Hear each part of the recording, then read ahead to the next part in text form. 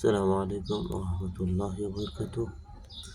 আমি সুমন কবিরাজ রয়েছি আপনাদের মাঝে বিভিন্ন আমলিয়াত তদবিরাত নিয়ে হাজির হয়ে থাকি।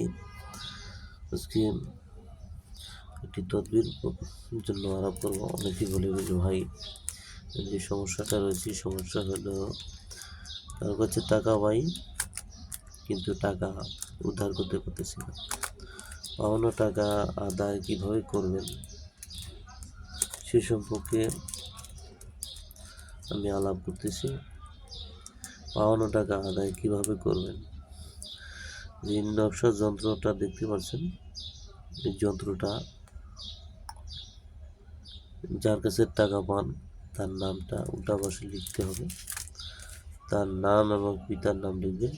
নাম লিখে এটা টাইম দিবেন যে 3 দিনের মধ্যে অমুক ব্যক্তির কাছে এত টাকা পাই, সে আমার টাকা 3 দিনের মধ্যে দিয়ে যাক, দোহাই এই যন্ত্রের। তাহলে এই যন্ত্রটা অবশ্যই কাজ করবে এবং যার কাছ থেকে টাকা পান সে অবশ্যই ওই 3 দিনের মধ্যেই টাকা অবশ্যই দিয়ে যাবে। যদি না দেয়, এই যন্ত্রের মধ্যে দেখছেন সাপ চালানো রয়েছে, এটা না দিলে তার নাক মুখ দিয়ে রক্ত ওঠা শুরু হয়ে যাবে, তার ভিতরে জ্বালা যন্ত্রণা শুরু হয়ে যাবে। এই চালানে সাপের বিষ চালান চলে যাবে। এটা হচ্ছে একটা বিষ চালান।